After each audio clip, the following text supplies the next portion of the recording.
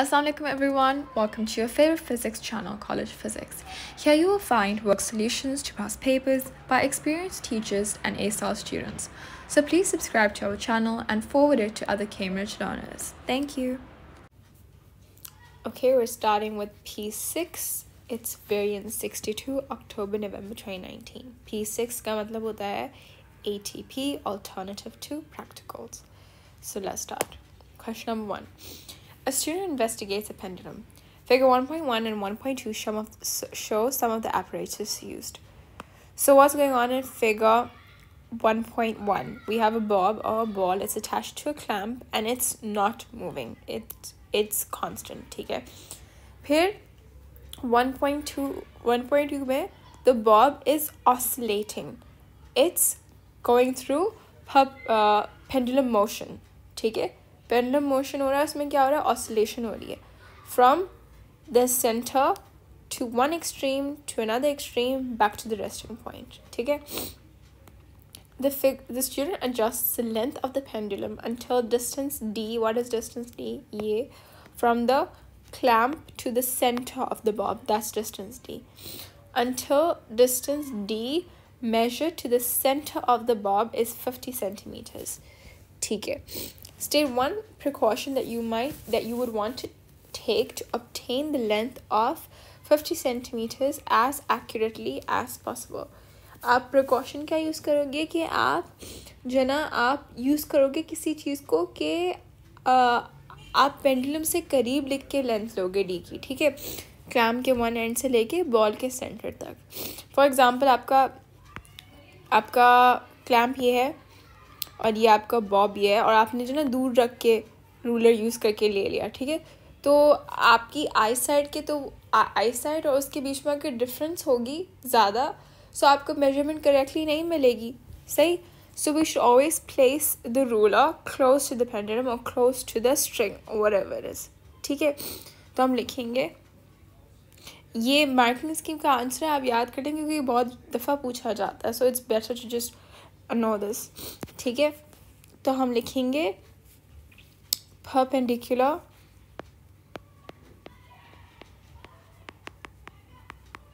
viewing of scale. ठीक है. using rule close to pendulum. Perpendicular viewing of scale का मतलब है कि आपने फॉर एग्जांपल स्केल ये रहा. ठीक है. तो आपकी आई साइड को आपको और ये बॉब है, ये इस तरह इसको मेजरमेंट करेंगे. तो ये परपेंडिकुलर व्यूइंग होता है कि आप परपेंडिकुलरली देख रहे हो स्केल को. ठीक है. क्योंकि स्केल के तो यहाँ लिखा हुआ होगा 10, 9, 8 जो भी. ठीक है. So perpendicular viewing of scale and using rule closer to the pendulum. B. The student displaces the bob slightly and releases it so that it swings. Swings क्या होगा, oscillate करेगा सेंटर से मीन पोजीशन से one extreme to another extreme back to the center. ठीक है. So it will oscillate. ठीक है. Figure 1.2 shows one complete oscillation of the pendulum. He measures the time t for 20 complete oscillations. The time t is shown on the stopwatch. This is for 20 complete oscillations, not one oscillation. और ये कितना आ रहा है यहाँ पर हमारे पास? Around 27.6 seconds आ रहे हैं ना? Calculate and record in table 1.1 the time period of the pendulum. Time period किसका time होता है? For one oscillation. Time period t आप लिखा हुआ है. The period is this is the time period for one complete oscillation. ठीक है. फिर हमें सेकेंड बोला हुआ है यहाँ पर calculate t squared and record its value in table 1.1. तो हम table 1.1 में जाते हैं. ठीक है. तो पहले तो हमसे पूछा हुआ है कि 50, हमने पहले ही पढ़ा पीछे एक्सपेरिमेंट में कि जब 50 सेंटीमीटर हमारी d थी, ठीक है, जो डिस्टेंस थी from the clamp to the centre of the bob, तो उसमें टोटल टाइम कितना था फॉर 20 ऑसिलेशंस? 27.6 सेकेंड्स. तो हम यहाँ लिखते हैं 27.60 क्यों लिखेंगे? क्योंकि बाकी सारे भी हमारे पास 4 सिग्निफिकेंट फिगर्स में, तो हमने ये 4 सिग्निफिकेंट फिगर्स में। अगर आप 27.6 भी लिख देंगे मसला नहीं होगा, लेकिन बेहतर ये है कि आप सिग्निफिकेंट फिगर्स 4 ही लिखें। मैं आपको स्पेसिफिकली बोलती हूँ कि P6 में आपको सिग्निफिकेंट फिगर्स का बहुत ख्याल रखना पड़ता है, बिकॉज यूजुअली आपके कभी कभार जो ना मार्क्स उससे रिलेटेड होता है। ठीक है, sorry about the screen glitching. अच्छा, फिर हमने निकाला है time period for one oscillation. So what will do is 27.6 divided by 20। तो इसका आंसर आ रहा है हमारे पास, इसका आंसर क्या आ रहा है? वेट, 27.6 डिवाइडेड बाय 20, इसका आंसर आएगा 1.38। तो हम 1.38 ही लिखेंगे क्योंकि हमारे पास यहाँ पर सारे 3 सिग्निफिकेंट फिगर्स है। अब हमें क्या करना है? टी को स्क्वायर करना है। सो हम क्या करेंगे? आंसर को स्क्वायर कर देंगे, तो आंसर आ रहा है 1.9044। तो हम लिखेंगे 1.90। ज़ीरो लिखना इम्पॉर्टेंट है, मार्किंग स्कीम में भी लिखा हुआ है 3 सिग्निफिकेंट फिगर्स का, क्योंकि आपके बाकी सारे वैल्यूज़ इस टेबल के अंदर कितने हैं? सारे के सारे 3 सिग्निफिकेंट फिगर्स हैं। अच्छा, अब क्या बोला? Plot a graph of t square on the y-axis against d centimeters on the x-axis. You do not need to start your axis at the origin which is 0, 0. ठीक है, तो y-axis पे हमें करना है t square। मैं लिख देती हूँ यहाँ पर। y-axis पे हमें करना है y-axis पे हमें करना है t squared which is in second squared। ठीक है, and x-axis पे हमें करना है d which is the distance, और ये मेंशन थी सेंटीमीटर्स में। अब हम मैक्सिमम मिनिमम वैल्यूज़ को देख लेते हैं ताकि हमें समझ आए कि हमें ग्राफ किस तरह प्लॉट करना है। ठीक है, टी स्क्वायर में हमारे पास मिनिमम वैल्यू है 1.9 और मैक्सिमम वैल्यू है अराउंड 3.9। तो हम बोल देंगे बेसिकली 2 से लेके 4 तक। ठीक है, हमने बस इस तरह एस्टिमेट किया। ठीक है, हमेशा आप सबसे स्मॉलेस्ट वैल्यू से, बल्कि नहीं मैंने गलत बोला, हम जो सबसे स्मॉलेस्ट वैल्यू है ना उससे कम होना चाहिए, उससे कम होना चाहिए। तो हम बोल देंगे 1.8 से लेके 2 तक। ठीक है, 1.8 से लेके 2 तक।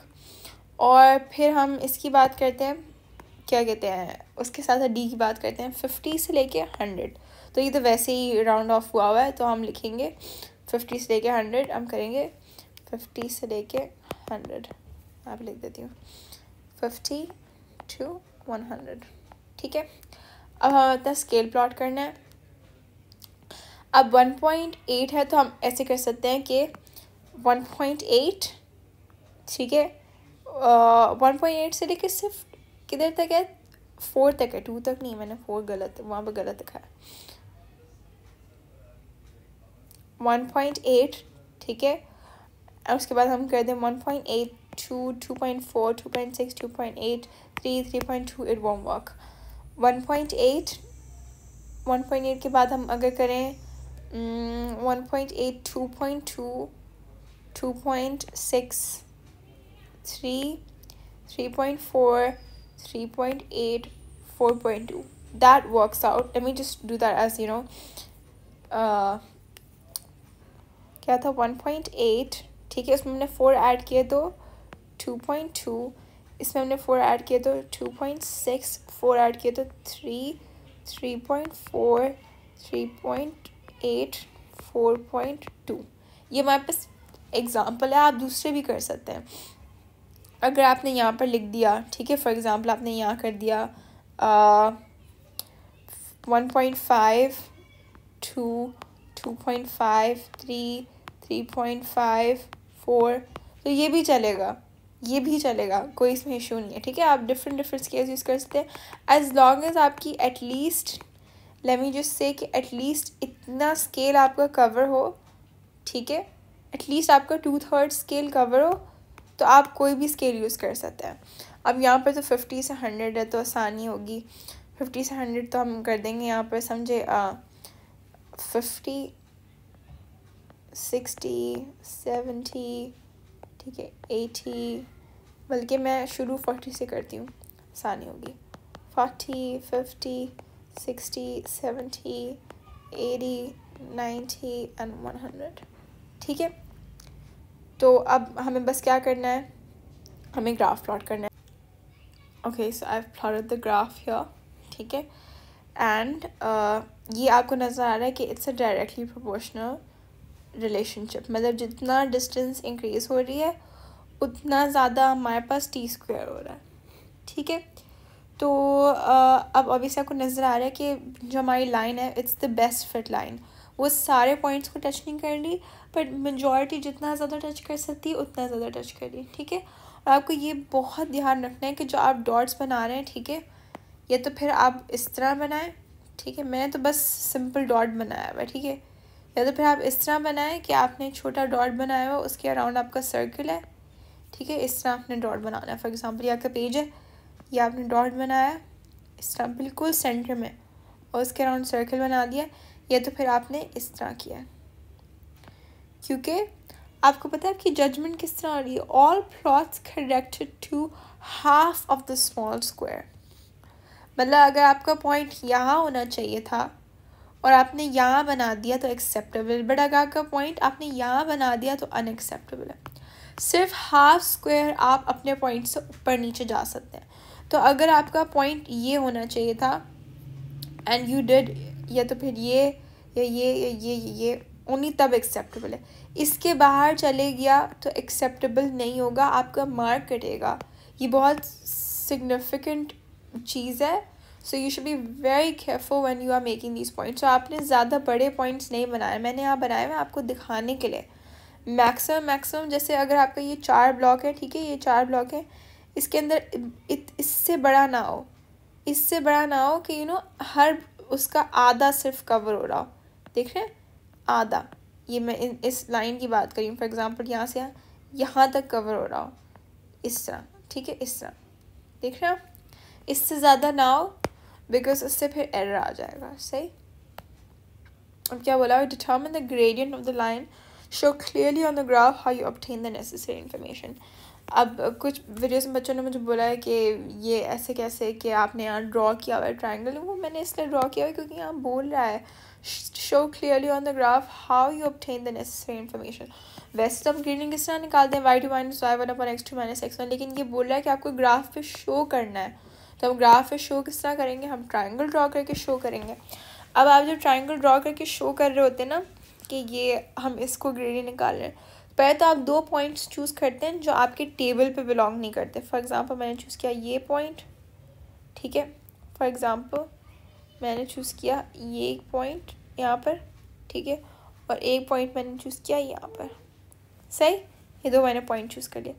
अब इनको आप कनेक्ट करेंगे इस तरह, ये आपने दिखाना है यहाँ पर। ठीक है, और फिर 2 तरीके हैं आपको ग्रेडियंट निकालने की। एक तो आप करेंगे हाइट अपॉन रन। ठीक है, जो बेसिकली यहाँ हाइट क्या होगी, हाइट यहाँ पर होगी अराउंड 3.6 माइनस अराउंड 3.6 माइनस 2.1। ठीक है, क्योंकि हमारे पास पॉइंट्स है ना, यहाँ पर ये पॉइंट है। ठीक है, 3.6 यहाँ पर आ रहा है माइनस 2.1 यहाँ आ रहा है। ठीक है, अपॉन हाइट अपॉन रन था ना, तो रन हमारे पास आ रहा है 90 माइनस 55। ठीक है, ये एक तरीका है हाइट अपॉन रन। दूसरा तरीका हमारे पास क्या है, y2 - y1 / x2 - x1।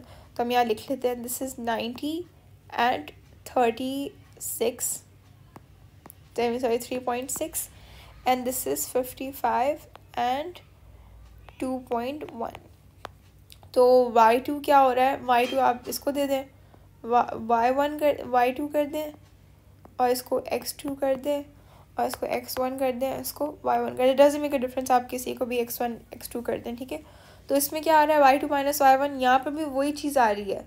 y2 - y1 क्या आ रहा है, 3.6 माइनस 21 अपॉन 90 माइनस 55। बेसिकली बस आपको ट्रायंगल ड्रॉ करना होता है, लेकिन फिर आप y2 - y1 x2 upon x1 कर सकते हैं, फ़र्क नहीं पड़ता। And then when you do this you get the answer 3.6 minus 21, sorry, minus 2.1. 21 क्यों लिखा मैंने दोनों जगह? I'm sorry, I'm a little sick, so you guys can hear me sniffing. Upon 90 minus 53. तो आंसर यहाँ पर आ रहा है हमारे पास 0.0405. तो मैं यहाँ पर बस लिख लूँगी 0.04. ठीक है, ये मैंने हमारा ग्रेडियंट कर लिया, पॉजिटिव ग्रेडियंट. सही. अच्छा, अब हम जाते हैं calculate the acceleration of free fall. ठीक है, using the equation g is equals to 0.395 where g is the gradient from d. ठीक है, write down the value of g to a suitable number of significant figures for this experiment. तो हमने क्या निकाला था, value उसकी gradient की 0.0405 था, तो हम कर देते 0.0405. हम इसमें यूज़ करेंगे वो वाली वैल्यू. ठीक है, जो हमने पहले निकाली थी. सो 0.04054 था. हाँ, ऊपर से, और हम किस चीज़ को इससे डिवाइड कर रहे हैं, तो सॉरी यहाँ पर ये आएगा 0.395. तो अगर हम करें 0.395 अपॉन 0.04054, तो आंसर हमारा आ रहा है 9.74, इस तरह 34. सो यहाँ हमने हर जगह हमें कितने सिग्निफिकेंट फिगर्स दिए हुए, 3, तो हम 3 यूज़ करेंगे. ठीक है, तो हम लिखेंगे 9.74. ठीक है, ये हम करेंगे. आप 2 भी कर लें, मसला 9.7 लिख लें, बट 2 से कम नहीं होना चाहिए. ठीक है, आई वुड प्रेफर 3, क्योंकि यहाँ देखिए यहाँ भी हमें 3 दिए हुए हैं. ठीक है, so we done with that question. Question number 2. A student determines the resistance of a resistance wire. She measures the current in the circuit. Write down the current reading shown in figure 2.2. ठीक है, 2.2 में क्या reading दिखाई हुई है, हमें नज़र आ रहा है कि ये 0.4 है, फिर ये 0.5 है, this is 0.52, 0.54, 0.56, 0.58, 0.6, this is 0.56 ampere. तो हम वही लिखेंगे 0.56 एम्पियर. ठीक है, अब क्या बोला हुआ है, ओ next page. She glides the sliding contact at a distance L is equals to 20 centimeters from P. अब हो क्या रहा है कि हमारे पास ये रेजिस्टेंस वायर है. ठीक है, ये P है जो इनिशियल शुरू हो रहा है, ये रेजिस्टेंस वायर का इनिशियल है और ये एंड है. उस रेजिस्टेंस वायर के आगे यहाँ हमने वोल्ट मीटर लगाया जो पैरेलल पे लगता है. ये स्लाइडिंग कॉन्टैक्ट है C, और ये हमारी लेंथ है जो कवर की हुई है स्लाइडिंग कॉन्टैक्ट है from P.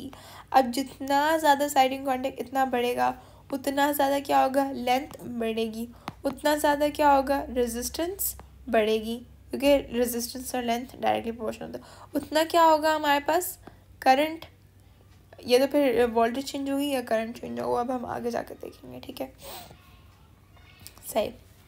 She records the potential difference across the length L of the resistance wire.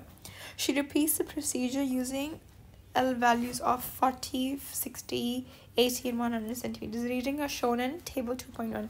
Calculate and record in table 2.1 the resistance R of 20 centimeters of the resistance wire using R is equals to V upon I. अब आप पहले तो हमें बताया हुआ है कि sorry हमारे पास वोल्टेज क्या दी हुई है, वोल्टेज का तो आई हमारे पास है 0.56.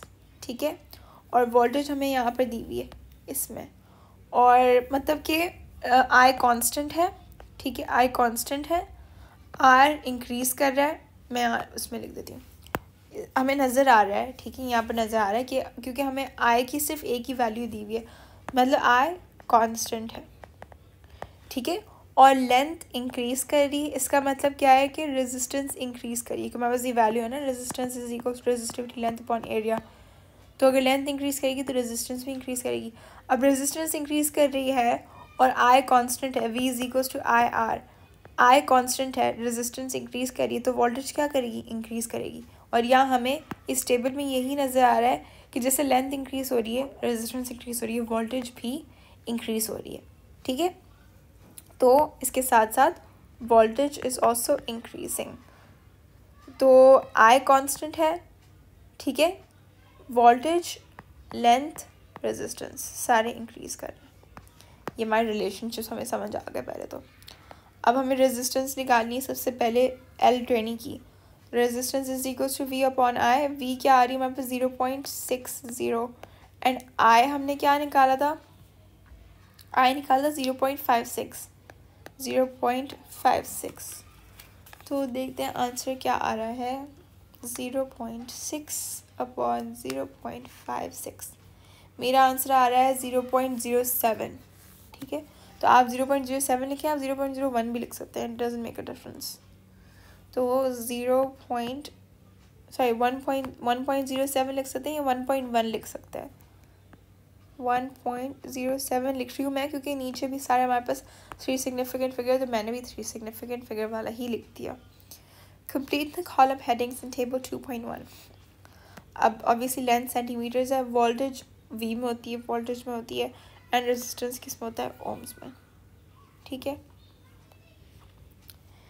Look carefully at the values of L and R in table 2.1। हमें नजर आ रहा है कि दोनों इंक्रीज कर रहा है। Take one box to show your conclusion.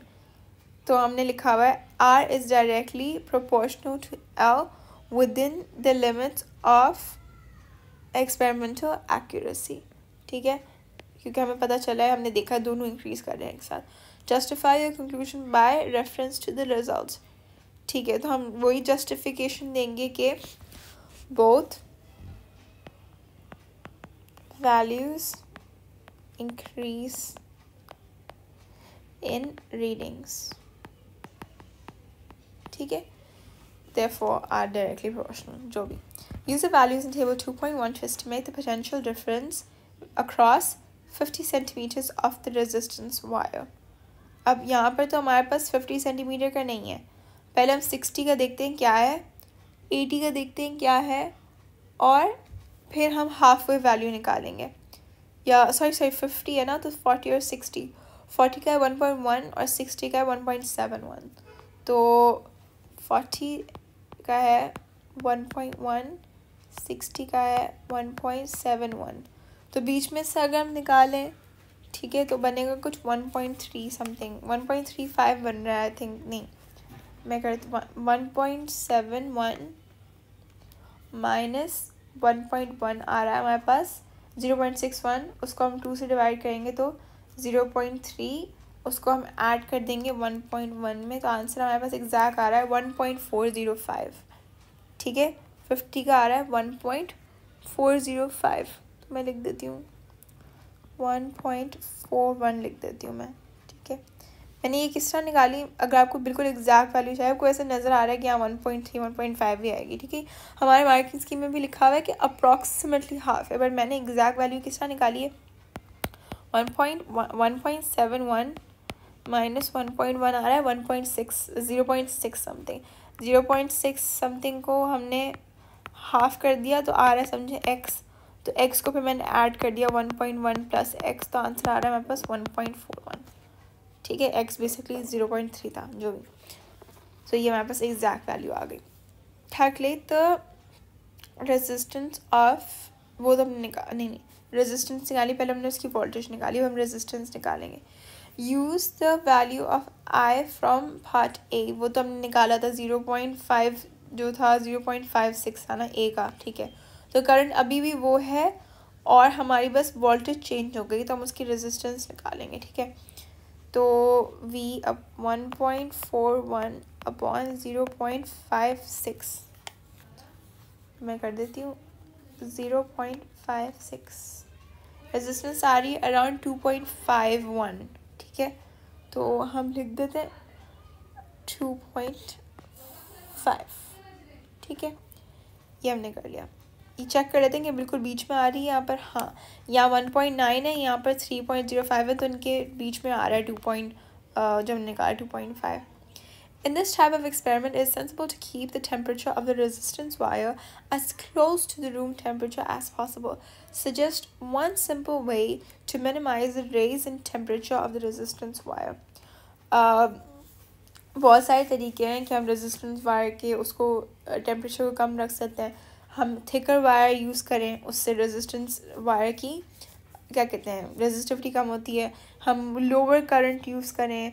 हम क्या कर सकते हैं, सॉरी थिकर नहीं, थिनर वायर यूज़ करें, क्योंकि उससे फिर आराम से टेम्परेचर वो हो जाएगा, डिफ्यूज़ हो जाएगा या सराउंडिंग को लॉस हो जाएगा, क्योंकि थिनर वायर में सरफेस एरिया ज़्यादा होता है, तो वो सराउंडिंग को हीट लॉस हो जाएगी. तो हम लिखते हैं थिनर वायर, या तो फिर हम लिख सकते हैं लेस करंट यूज़, क्योंकि जितना करंट होगा उतना रेजिस्टेंस होगा, उतना ज़्यादा कोलिजन होगी इलेक्ट्रॉन्स के बीच में, उतनी ज़्यादा हीट लॉस होगी. हम ये भी लिख सकते हैं स्विच ऑफ बिटवीन रीडिंग्स, कि रीडिंग्स के बीच में सर्किट स्विच ऑफ कर दिया तो उससे भी हमारा करंट वेस्ट नहीं होगा थर्मल एनर्जी के through. Okay, question number 3. A student determines the focal length f of a lens. Figure 3.1 shows the setup. अच्छा, setup में क्या है? We have an illuminated object. ठीक है, it is placed before this opening in a screen. इसके ही हमारे पास बिल्कुल सामने यहाँ पर it's in line with this, we have the lens, and in front of the lens we have a screen which is placed against a bench in order to help it stand up. The distance d is in between the sheet that is in front of the object and the screen. ठीक है? And the distance from the object to the lens is u. The distance from the lens to the screen is v. He places the screen at a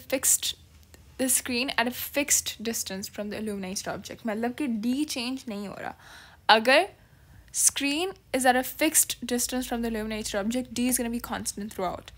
He places the lens between the object and the screen so that the lens is very close to the screen. Therefore, it's more towards here. ठीक है? He moves the screen slowly away from the screen. He moves the lens slowly away from the screen. Basically, lens पहले यहाँ थी, फिर he moved it away to here, until a clearly focused image is formed on the screen. ठीक है? When he brought the lens here, we had a focused image on the screen. He measures the distance u between the object and the center of the lens, and the distance v between the center of the lens and the screen. The readings are shown in table 3.1. On figure 3.1, measure the distance d between the illuminated object and the screen. इसमें क्या करना है, बस आपने अपना ruler लेना है और आपने किसकी मेजरमेंट करनी है, d की. ये क्या कहते हैं, I don't really have to show you guys, you have to use your normal ruler. और इसकी रीडिंग आपको मिलेगी around 8 centimeters. ठीक है, आप millimeters भी लिख सकते हैं, it doesn't make a difference, but I'm just going to use 8 centimeters. ठीक है, so 8 centimeters. Figure 3.1 is drawn in a 1/10 scale of the actual size.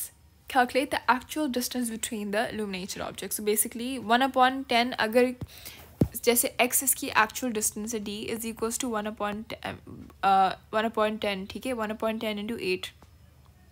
Sorry, 1/10, बल्कि sorry 1/10 है actual distance की 8. So 8 is equals to d/10. समझ आया? तो हम 10 को फिर यहाँ ले जाकर मल्टीप्लाई कर देंगे तो आंसर d का आ जाएगा 80. ठीक है, because 1/10 of the actual size. So basically d multiplied by 1/10 is equals to 8. समझ आए? Calculate and record in table 3.1 the focal length f of the lens using the equation uv divided by d. F is equals to, तो यहाँ पर बस हमें f is equals to uv divided by d. F is equals to u multiplied by v upon d. So basically पहले वाले के लिए आप क्या करेंगे, 59.8 multiplied by 20.4 upon d हमने कितना निकाला था, 80. And the answer is around, it's 15.249. I'm just going to write 15.2 क्योंकि यहाँ पे हमें हर जगह 3 ऐसा दिए हुए हैं. So I'm also going to write another significant figure which is 15.2. Oops, 15.2. ठीक है.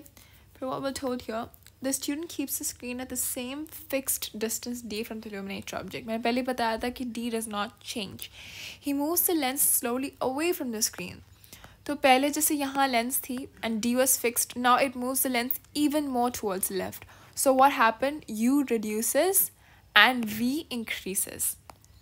ठीक है. He records the new readings of U and V in table 3.1. देखें यहाँ पर नई reading है this. As I said, U reduces and V increases. U reduced from 59 to 19 and V increased from 20 to around 60. Calculate and record in table 3.1 the new value for the focal length of the lens using F is equals to UV upon D. तो हम अब नई value calculate करेंगे. ठीक है, so it will be 19.8 multiplied by 60 upon 80 will still remain constant because d is not changing. इसका answer आ रहा है something 14.85, but like I said, I'm going to use 3 significant figures, so I'm going to go 14.9. ठीक है. Calculate the average value of focal length of the focal lengths of the lenses. Give your answer to a suitable number of significant figures. अब ये क्या बोला हुआ है? Suitable number of significant figures. आपको नज़र आ रहा है कि यहाँ हर जगह हमारे पास 3SF ही है, तो हम 3SF में ही हमारा आंसर होगा 3SF में ही. और मार्किंग स्कीम में भी लिखा हुआ है 3 significant figures only. ठीक है, तो क्या करेंगे हम? 15.2 प्लस 14.9 divided by 2. आंसर आ रहा है हमारे पास कुछ 15.05, but obviously because we have to give it in 3SF, it's going to be 15.1. ठीक है. State one precaution that you should take to obtain accurate readings in this experiment. Obviously सबसे पहली तो चीज़ ये होती है lenses में कि हम लोग डार्क रूम में एक्सपेरिमेंट करें. ठीक है, सो आप लिखेंगे डार्क रूम. ठीक है, या तो फिर आप ये भी बोल सकते हैं कि हम ब्राइटर लैम्प यूज़ करेंगे. ब्राइटर लैम्प या ब्राइटर ऑब्जेक्ट. ठीक है, ब्राइटर लैम्प या ब्राइटर ऑब्जेक्ट. उससे क्या होगा? हमारे पास एक बहुत ही अच्छी क्वालिटी का इमेज प्रोड्यूस होगा लेंस पे. या तो आप ये भी बोल सकते हैं कि जो ऑब्जेक्ट है और लेंस है, it must be at the same line or must be exactly parallel to each other or it must be the same height above the bench. ठीक है, तो हम लिखेंगे object and lens at same height above what? Above the bench. ठीक है, ये हो गया. अब दूसरे भी आप चीज़ें लिख सकते हैं. You can say that you can use a ruler on the bench to measure D accurately. Ruler ठीक है, ruler on bench to accurately measure U and V. ठीक है, measuring tape यूज़ करने के बजाय. और हम ये भी बोल सकते हैं कि हम सेंटर ऑफ लेंस मार्क कर सकते हैं ताकि U और V की रीडिंग्स और क्या एक्यूरेट हो. बहुत सारी चीज़ें लिख सकते हैं. ठीक है, आप ये भी लिख सकते हैं कि लेंस को हम स्लोली पुल बैक करें ताकि हमें श्योर हो कि इमेज क्लियर है. You can write on a lot of things. The student wants to obtain more measurements for U and V to check the value for the focal length of the lens. हमने देखा था कि हमने U and V ऊपर change किया लेकिन focal length वही रहा. The student moves the screen a distance of 40 centimeters to the right. Screen कहाँ है? ये रही हमारी screen. So what did he do was उसने screen को इस तरफ और 40 centimeter move कर दिया. Now D was already 80 centimeters. तो अगर स्क्रीन यहाँ आ गई तो हमारा टोटल D इंक्रीज हो जाएगा. सही, तो हम लिखते हैं calculate the new value for D between the illuminated object and screen. अब ऑब्वियसली पहले क्योंकि वैल्यू थी 80 और अब वैल्यू है हमारे पास क्या? 80 plus 40 gives us 120 centimeters. 120 centimeters. The student moves the lens to a new position which is a distance from the object. U is equals to, अब नया U ये है and उसने image obtain की screen पे और नया V ये है. So we're going to calculate the new focal length because now our D has changed. D has now changed. Therefore we're still going to see कि अगर if changing our D produces the same focal length or not. ठीक है, तो क्या होगा, F will be 22.4 multiplied by 97.9 upon 120. And the answer is 18.1.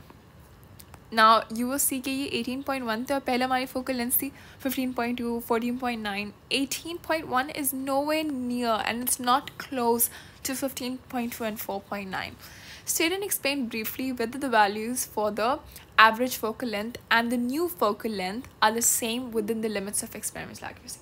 I just said it abhi that these values are not the same, these values are not similar. There's a very large difference between 15 and 18. ठीक है, तो हम करेंगे कि क्या लिखा है, state explain whether the values are the same. तो हम बोलेंगे values are too far apart, या तो फिर more than 10% difference between values. ठीक है. Okay, question number 4. A student investigates the time taken for ice cubes in a container to melt using different insulating materials on the container. The following apparatus is available. We have a copper container, a variety of insulating materials that can be wrapped around the copper container, a thermometer, a stopwatch, a supply of ice cubes. So what we're going to do is we're going to use different insulating materials on the copper container, and we're going to have ice inside of it, and we're going to see how long it takes for the ice cubes to melt. It's obviously going to vary according to the insulator we use. The student can also use other apparatuses and materials which are usually available in a school laboratory. Plan an experiment to investigate the time taken for the ice cubes to melt using different insulating materials. In your plan, you should draw a diagram of the apparatus used. ठीक है? Explain briefly how you would carry out the investigation. State the key variables that you would control. Draw a tables with column headings only. आपको अपनी readings दिखानी table में, just the column headings in the units. Explain how you would use your readings to reach a conclusion. So we have this space here to draw a diagram. Usually the diagram also has a mark to it. Okay, so that's exactly what we're gonna we're gonna draw a diagram. So okay, so let's draw a diagram. First we have to draw our container. Okay, this is our container. Okay, it's gonna have ice inside. This circle कैसे बन गया? Why is it circle? I'm making a square. I don't know. Okay, we have ices.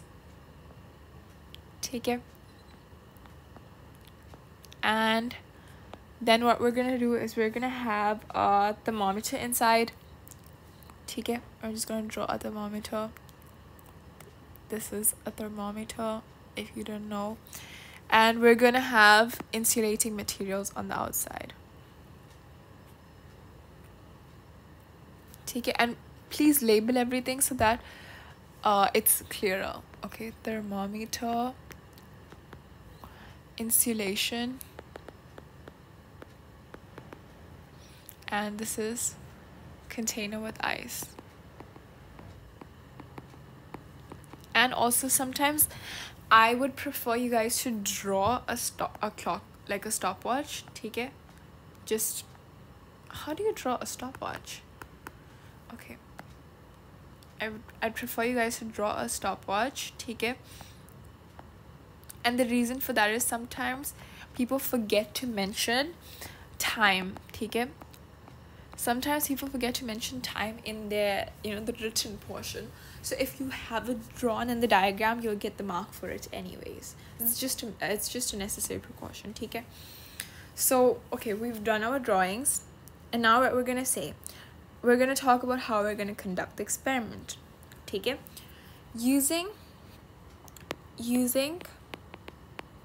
at least 3 different insulators, we will take the same amount amount या volume या surface area या size of ice in a container and measure and compare the amount of time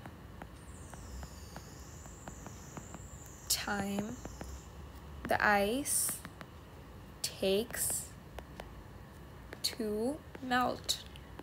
ठीक है, अब इसमें मैंने बहुत सारी चीज़ें मेंशन कर दी. पहले तो मैंने डायग्राम ड्रॉ कर दिया, उसका 1 मार्क. फिर हम बता रहे हैं कि हमने एटलीस्ट 3 डिफरेंट इंसुलेटर्स यूज़ करने हैं. फिर हमने बताया कि हमें कौन सी चीज़ कांस्टेंट रखनी है, वो ये है कि वॉल्यूम या size of ice in the container. फिर we're going to talk about how we're going to measure and compare the amount of ice, the amount of time the ice takes to melt. What else are we going to talk about? हमने लिखा है we should do with different insulators. ये हमें इसके around 4 marks मिल गए. Okay, what are we going to control? We wrote we're going to control the amount of ice. We can also add in other things, okay? Controlled, yeah, constant room temperature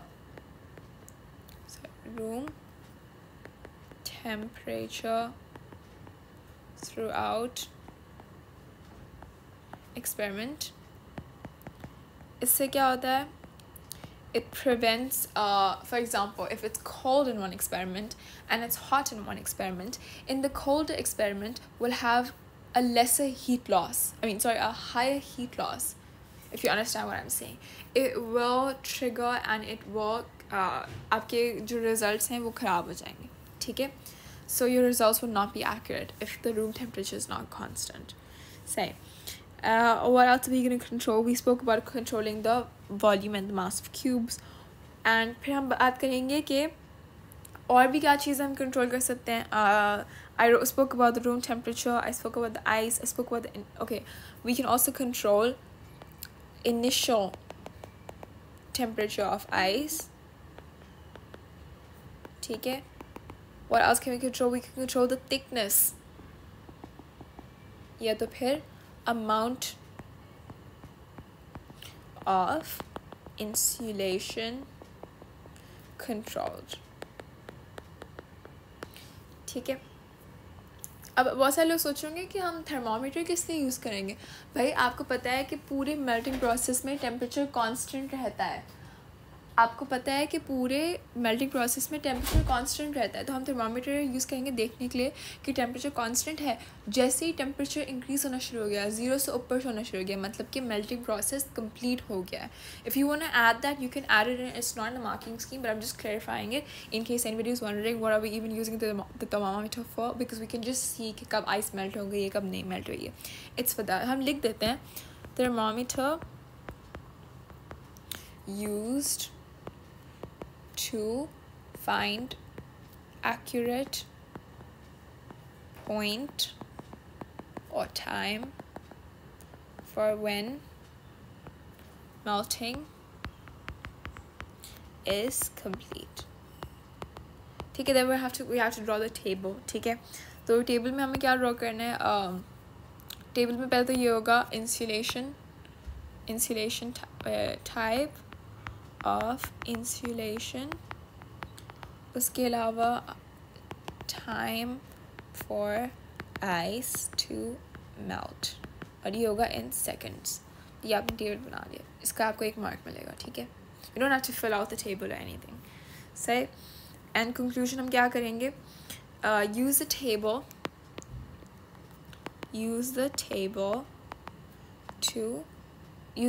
to compare the insulator with the time taken for ice cubes to melt. If this was something जहाँ पर हम एक relationship figure out कर रहे होते हैं, whether it's directly proportional या indirectly proportional, ठीक है, तो हम उसमें बोलते कि draw a graph and then figure out what the relationship between these two variables are. But इसमें हम relationship नहीं figure out कर रहे हैं, बस compare कर रहे हैं कि इस insulation में इतना time लग रहा है वगैरह वगैरह. सही, तो ये आपका complete है. You will get all of the 7 marks for this. I hope you guys understood everything. If there's anything you did not understand, please mention it in the comments and I will try my best to get back to you. Thank you for watching this video, and I will see you guys in the next one.